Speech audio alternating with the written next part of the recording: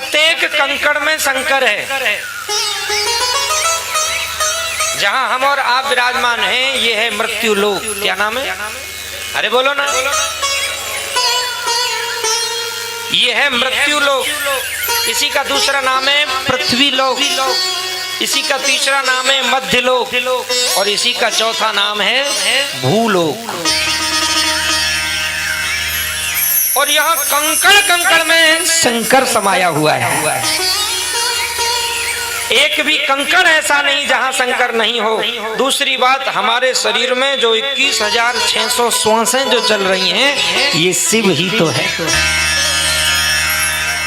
जिस दिन ये शिव निकल जाएगा उस दिन सब रह जाएगा। शिव निकल गया तो क्या रह गया? सब एक मुर्दा रह जाता है। जो भीतर बाहर जो चल रहा है, ये जो श्वासें चल रही हैं ये शिव ही तो है। 3.5 करोड़ रोम छिद्र जो हमारे शरीर में हैं ये सब शंकर का ही स्वरूप है। विष्णु ने इस पृथ्वी पर विष्णु भी इस पृथ्वी पर तपस्या करने के लिए आते हैं तो पहले शंकर से आज्ञा लेते हैं। ब्रह्मा इस लोक पर आते हैं तो पहले शंकर से आज्ञा लेते हैं। इंद्र अगर इस लोक में आते हैं तो पहले शंकर से आज्ञा लेते हैं, क्योंकि ये शंकर का लोक है। कंकड़ कंकड़ में शंकर समाया हुआ है। क्या बोलना पड़ेगा? हर हर। जैसे स्वर्ग के देवता हैं इंद्र, ब्रह्मलोक के देवता हैं श्री ब्रह्मा जी, वैकुंठ के देवता हैं श्री विष्णु जी, ठीक इसी प्रकार पृथ्वी का देवता अगर कोई है तो वो है शंकर। क्योंकि वो शमशान का वासी है और संपूर्ण पृथ्वी शमशान भूमि है। इसलिए कोई भी कर्म करो तो शंकर को स्मरण अवश्य करो। बगैर शंकर के स्मरण के कोई भी कर्म सफल नहीं हो सकता।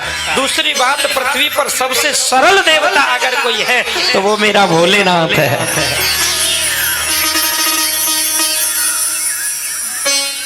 विष्णु भी जब यहाँ आते हैं तो शंकर से आज्ञा लेते हैं। एक बार विष्णु ने कहा शंकर से, प्रभु मैं जब पृथ्वी पर जाता हूँ तो वहां पर मुझे कंकड़ कंकड़ में शंकर दिखाई देता है, मैं कहाँ रहूं, कैसे जाऊं?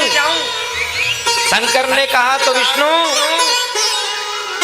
जब तुमको कंकड़ कंकड़ में शंकर दिखाई देता है और तुम पृथ्वी पर अपना चरण नहीं रख सकते तो बगैर चरण के बन जाओ ना, बगैर पैर वाले बन जाओ, जिसके पैर ही नहीं होते हो। और मेरे विष्णु भगवान ने बगैर पैर वाले का रूप धारण किया। और बगैर पैर वाला कौन होता है? सर्प। भोले बाबा यानी ने देखा कि विष्णु सर्प के रूप में चले आ रहे हैं। आज भोले बाबा ने सर्प को उठाया और उठा करके अपने गले में धारण कर लिया। भोले बाबा के गले में जो बड़ा सर्प है वो विष्णु भगवान। इसलिए पृथ्वी का देवता मेरा भोले बाबा है और यहाँ पर बगैर भोले बाबा के एक पत्ता नहीं हिल सकता।